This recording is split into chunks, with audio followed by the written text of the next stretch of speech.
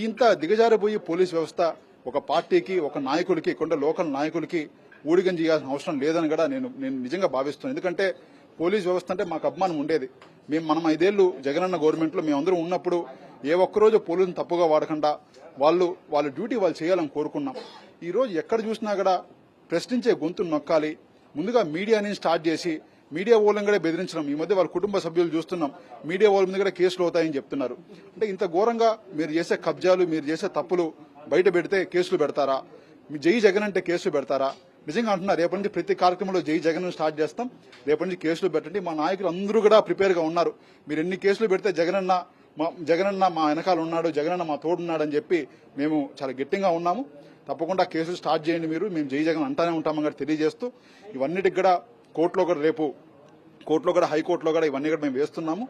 ఈ రోజు కేసులు పెట్టిన వాళ్ళు, కేసులు వెనకాల ప్రోత్సహించిన వాళ్ళందరూ కూడా రేపు కోర్టుకు వచ్చి అధికారులు కూడా దానికి సమాధానం చెప్పాల్సిన సమయం వస్తుంది.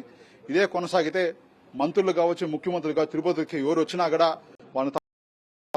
వాళ్ళు భయపడతారు, వీళ్ళు వెనక్కి రారని చెప్పి ఈ విధంగా ఒక తప్పుడు సంస్కృతి తీసుకువస్తున్నారు. మా జగనన్న మీద ఇన్ని కేసులు పెట్టి 16 నెలలు జైల్లో పెట్టారు. ఆయనే మాకు స్ఫూర్తి. అన్ని నెలలు జైల్లో ఉన్నా కూడా ధైర్యంగా బయటకు వచ్చారు. ఈ రోజు మా మీద కేసులు పెట్టినా ఒక 10 రోజుల్లో 20 రోజులు జైల్లో పెడితే మేము భయపడతామా అని చెప్పి మిమ్మల్ని అడుగుతున్నాను. తప్పకుండా ఎన్ని కేసులు పెట్టినా ఒక నెల 2 నెలలు జైలుకి పెట్టినా, నా వయసు 26 ఏళ్లే, మా నాయకులందరూ కూడా బాగున్నారు. అందరూ కూడా ఒక వారం రోజులు 4 రోజులు జైలుకి పోయి రావడానికి సిద్ధంగా ఉన్నాం. తప్పకుండా మీరు చేసే పని మీరు చేయండి, మేము చేసే పని మేము చేస్తాం.